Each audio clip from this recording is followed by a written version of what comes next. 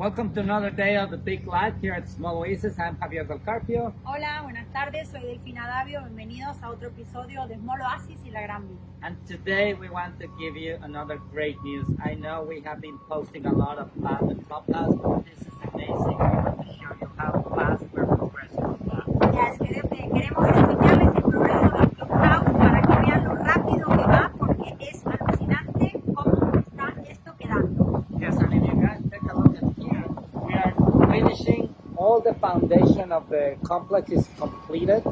Todos los cimientos del complejo ya están terminados, como And pueden ver. now we're reshaping the pool. Not thinking in the pool. They are just doing now they're starting to do the couches there.